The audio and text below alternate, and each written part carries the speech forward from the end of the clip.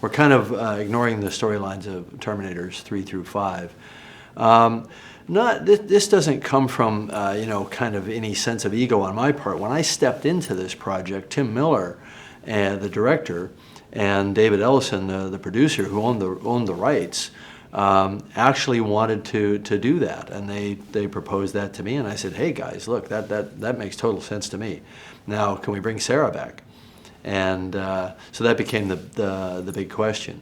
And you know, interestingly, my contribution to this, one of my early contributions, was to ask them to continue with Arnold, because there had been some discussion about the fact that, well, maybe we needed a whole new set of characters and so on. And I said, look, I'd love to be involved with this, but I can't be involved in a Terminator movie without working with my good friend of 35 years, Arnold Schwarzenegger, even if it's to sort of officially pass the baton to a new generation of characters. And so that's what we all agreed to do.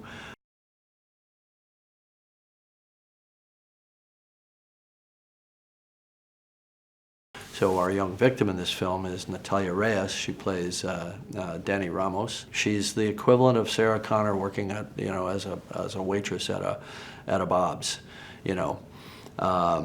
So, you know, she's just kind of blue collar, every person, nothing special, doesn't think she's anything special, but she's obviously of great significance in the future. Why? You know. And I think we brought to life a character who's really, really interesting and compelling.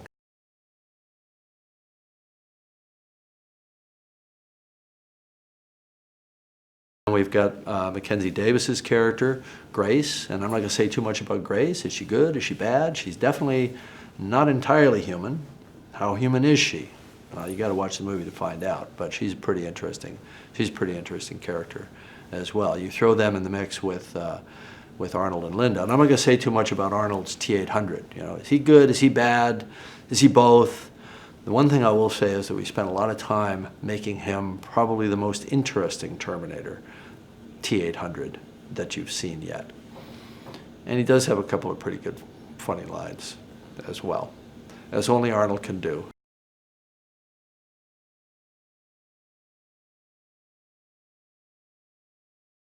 We spent a lot of time on our new nemesis from the future. I'm not going to say too much about his powers and capabilities and so on, but he's pretty damn spectacular. He's played by Gabriel Luna, and the character name is Rev 9. There was a Rev 8 and a Rev 7, they weren't as bad. This guy's the bad one. And we spent a fair bit of time on his design, and I think he's going to impress.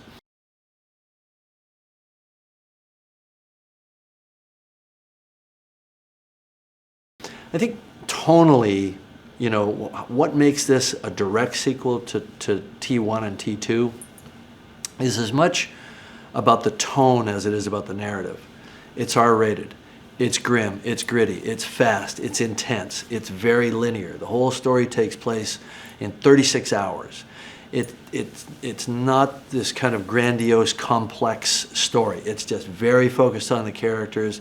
It's very now, it's very present. And it's just a fast white-knuckle ride through a kind of techno-hell that comes to our present day. So it follows very much tonally in the footsteps of those first two films. And so I think that's one of the victories of this new film, is it's recaptured that tone, that intensity, that take no prisoners feeling, that adrenaline rush feeling, that sense of terror.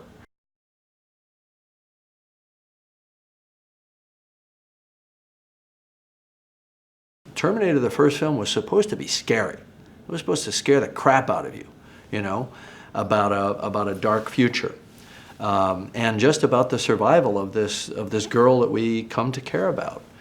And we've tried to recapture and kind of rebottle that feeling, and not get too grandiose and too complex and have a lot of characters jumping backward and forward through time and all that sort of thing.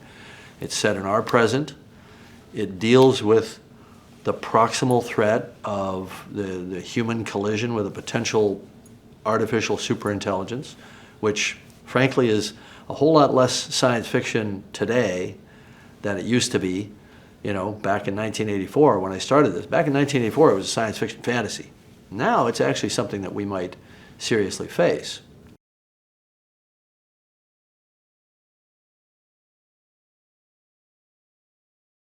We pick up the characters that we knew from Terminator 2 and we carry them forward. What does Sarah do the day after Judgment Day didn't happen? Okay, we change the future. It's possible to do. But with that comes the responsibility for the future that took its place, right? So the principle of our movie is that there is an inevitable conflict between humans and the intelligent machines that they make. And all she's done is kick the can down the road from her future back in the 80s to our future now in 2019. Judgment Day is right around the corner yet again.